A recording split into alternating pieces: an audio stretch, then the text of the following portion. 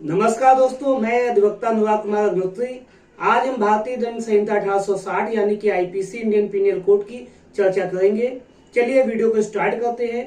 आज हम भारतीय दंड संहिता 1860 यानी कि आईपीसी की धारा 18 के विषय में, जो भारत के विषय में बताती है, धारा 19 के विषय में, जो न्यायाधीश के विषय में बताती है, धारा 20 के विषय में, जो न्यायालय के विषय में बताती है, इस वीडियो में उस चर्चा करेंगे और समझने की कोशिश करेंगे। चलिए बात करते हैं भारतीय दंड संहिता 1860 की धारा 18 के विषय में। आईपीसी की धारा 18 भारत को परिभाषित करती है और बताती है भारत के अंतर्गत संपूर्ण भारत का राज्य क्षेत्र आता है। लेकिन 5 अगस्त 2019 से पहले ऐसी स्थिति नहीं थी।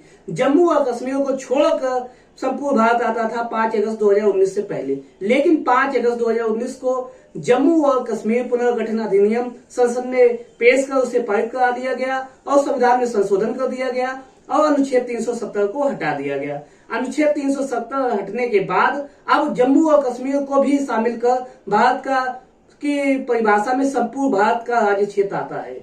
बात करते हैं भारतीय दंड संहिता 1860 की धारा 19 के विषय में। आईपीसी की धारा 19 न्यायाधीश यानी कि जज को परिभाषित करती है। यहाँ पर यह बताया गया है कि न्यायाधीश केवल वह व्यक्ति नहीं जिन्हें कोई न्यायिक दायित्व दिया गया है।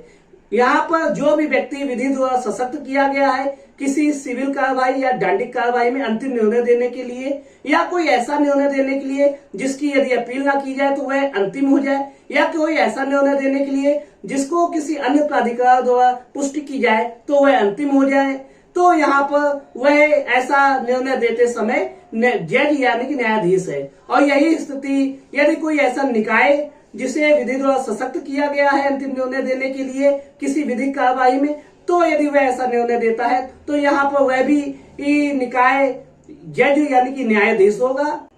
बात करते हैं भारतीय दंड संहिता 1860 की धारा 20 के विषय में। आईपीसी की धारा 20 न्यायालय को परिभाषित करती है। यहाँ पर न्यायालय यानी कि कोर्ट ऑफ जस्टिस के अंतर्गत वह व्यक्ति आते हैं जिन्हें न्यायिक कार्य करने के लिए विधि द्वारा सशक्त किया गया है, या ऐसे निकाय जिन्हें विधि द्वारा न्यायिक कार्य करने के लिए सशक्त किया गया है। यहाँ पर विधि निकाय कई जजों से मिलकर बने होते हैं। जैसे हाई कोर्ट में बेंचें होती है, 2 जजों की बेंचें, 3 जजों की बेंचें।